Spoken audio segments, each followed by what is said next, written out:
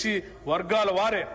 Budget పరిమితుల వల్ల వీరి జీవనోపాధికి పెను ప్రమాదం పొంచి ఉంది. హ్యామ్ రోడ్లు రాష్ట్రంలోని పంచాయతీరాజ్ ఇంజనీరింగ్ డిపార్ట్మెంట్ ఎంపిక చేసిన రహదారులను హైబ్రిడ్ యాన్యుటీ మోడ్ విధానంలో నిర్మాణం, అభివృద్ధి, నిర్వహణ చేసేందుకు ప్రతిపాదనలు సిద్ధమయ్యాయి.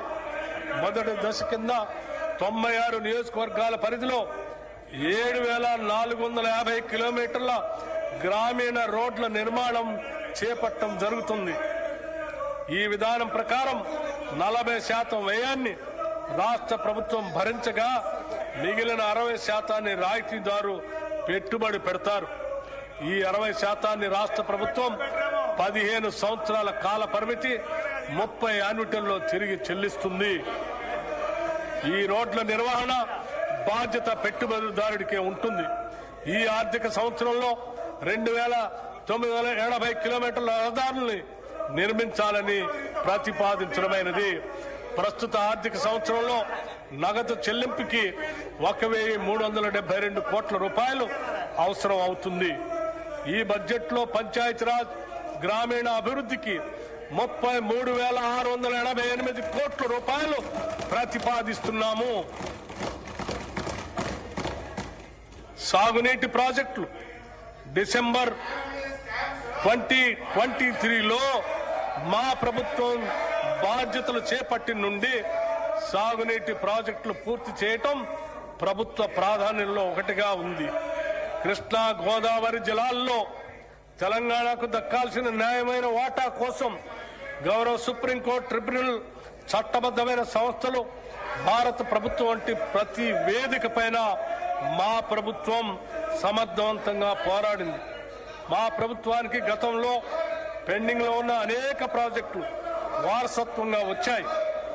క్యాపబిలిటీ ప్రస్తుతం కొనసాగుతున్న మరియు పెండింగ్ లో ఉన్న ప్రాజెక్టులైన పాలమూరు రంగారెడ్డి ఎత్తిపోతల పథకం, మహాత్మా గాంధీ కలవకుర్తి ఎత్తిపోతల పథకం, జవహర్ నెట్టెంపాడు ఎత్తిపోతల పథకం, రాజీవ్ భీమా ఎత్తిపోతల పథకం, మక్తల్ నారాయణపేట కొడంగల్ ఎత్తిపోతల పథకం, ఎలిమినేటి మాధవరెడ్డి శ్రీశైలం ఎడమకట్టు గాలువ ప్రాజెక్ట్, ఉదయ సముద్రం డిండి ఎత్తిపోతల పథకం, మహాత్మా గాంధీ ఎత్తిపోతల పథకం, జాన్పాడు ఎత్తిపోతల పథకం, మోతే ఎత్తిపోతల పథకం, జె చొక్కారావు దేవాదుల ఎత్తిపోతల పథకం, సీతారామ ఎత్తిపోతల పథకం, చిన్న కాళేశ్వరం ఎత్తిపోతల పథకం, Gouravelli project, Errapalem Jawaharlal lift irrigation project, Triveni Sangamam, Pulimadugu వాగు, కొమరం భీము, చిక్మాను వాగు, కేరామేరి మండలంలో అమ్మవారి, మడగాస్కర్, లెండిగూడ, జైనూర్, మంటో, రోసి, మల్టా మినీ రిజర్వాయర్ మరియు ఇతర ముఖ్యమైన ప్రాజెక్టులు పూర్తి చేసే దిశగా మేము కృషి చేస్తున్నాము. గత ప్రభుత్వం చేసిన చారిత్రక తప్పిదాన్ని మా ప్రభుత్వం సరిదిద్ది ఉమ్మడి ఆదిలాబాద్ జిల్లాలో డాక్టర్ బిఆర్ అంబేద్కర్ చేవెళ్ల ప్రాజెక్టులు కూడా చేపడుతుంది అని తెలియజేస్తున్నాం. గతంలో ప్రభుత్వం సకాలంలో పూడిక పనులు చేపట్టకపోవటం వల్ల అనేక ప్రాజెక్టులో పూడిక పేరుకుపోయి రిజర్వాయర్లో నీటి నిల్వ సామర్థ్యం తగ్గిపోయింది.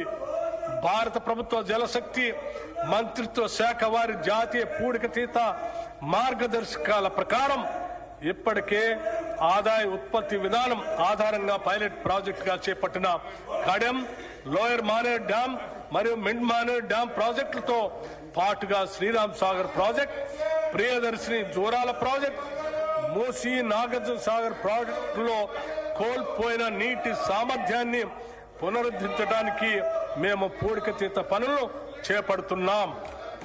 ఈ బడ్జెట్లో నీటిపారుదల శాఖకి 22,615 కోట్ల రూపాయలు ప్రతిపాదిస్తున్నాం. రవాణా శాఖ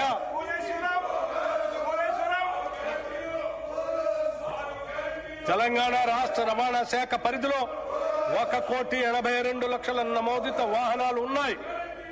వ్యవసాయ మరియు త్రిచక్ర వాహనాలు చెందిన 11,75,000 వాహనాలకు 105,16,00,000 రూపాయలు పన్ను మినహాయింపులు మంజూరు చేశాం. ఎలక్ట్రిక్ వాహన విధానం కింద 1,06,000 ఎలక్ట్రిక్ వాహనాలకు 856,98,00,000 పన్ను మినహాయింపులు ఇచ్చి పర్యావరణ పరిరక్షణకు తోడ్పడుతున్నాం. దీని ద్వారా ప్రభుత్వానికి రాబడి తగ్గినా పర్యావరణ పరిరక్షణ విషయంలో వెనకడుగు వేయటం లేదు. రాష్ట్ర వ్యాప్తంగా రోడ్డు భద్రతా చర్యలు మరింత కఠినతరం చేశాం. నేషనల్ ఇన్ఫర్మేటిక్స్ సెంటర్ అభివృద్ధి చేసిన డిజిటల్ సేవలు సారథి వాహనాలను తెలంగాణలో అమలు చేస్తున్నాం. వాహన సేవలు వచ్చే 6 నెలల్లో పూర్తిగా అందుబాటులో తీసుకొస్తాం. రాష్ట్రంలోని అన్ని R&D రోడ్లను హైబ్రిడ్ యాన్యుటీ మోడ్ విధానంలో